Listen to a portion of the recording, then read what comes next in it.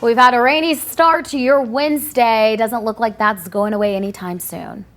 Rob Elvington is in our Way 31 Storm Tracker Weather Center with what we're monitoring. Yeah, we're concerned about two big things here heading through this afternoon into this evening. Of course, the flash flood threat, but also the severe threat. In just the last 20 minutes, you may have heard me mention this around 11:30. We got a new update to today's severe weather outlook. We were actually upgraded for areas near and east of I-65. That is now a 2 out of 5 risk. Still on the lower side, but still a chance for some scattered severe storms. And all three types of severe weather are possible today, including a brief tornado. But the more likely outcome would be some damaging straight line winds and even the threat for some damaging hail with some of these thunderstorms through your Wednesday afternoon and evening. That threat could even continue into the early morning hours on Thursday before this all moves off to the east into Georgia.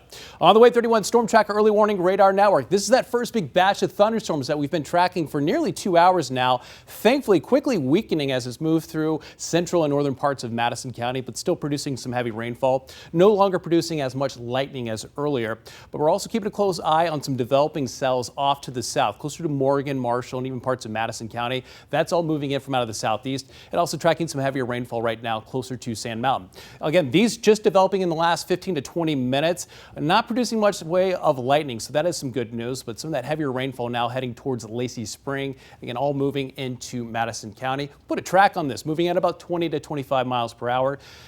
Should be moving into Triana closer to about 12:02, closer to the International Airport Huntsville at 12:15 and the city of Madison around 12:20. And we're also tracking that heavy rainfall impacting parts of Jackson and DeKalb County. And just passing over Old Blevins Mill, York's Mill in the last 10 to 15 minutes, now racing to the north through Jackson County.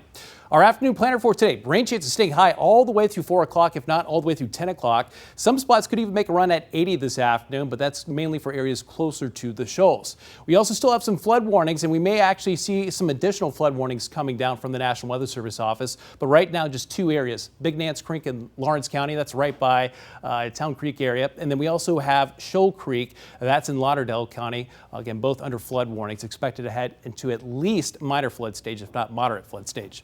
Future radar, this is 2:30 here this afternoon.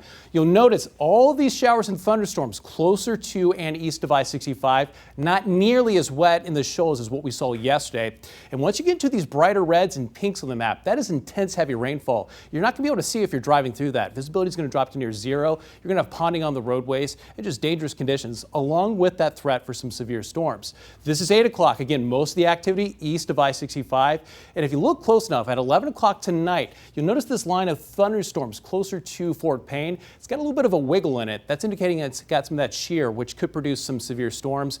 Finally, though, as we head through the overnight hours and into sunrise on Thursday morning, we're wrapping up this event with just some lingering sprinkles and showers into your Thursday afternoon. Rainfall totals really paint the picture of where we're expecting the heaviest rainfall. Again, east of I-65, you're seeing 1, 2, almost 3 inches of rain showing up.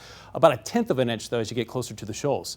7-day forecast, highs in the upper 70s today and tomorrow. And then take a look at Friday, Saturday, and Sunday, back up into the low 80s. That's above normal for this time of the year. Sunshine, so a great finish to the work week. A great start to the weekend. Expecting those rain chances to stay low all the way into the start of next work week.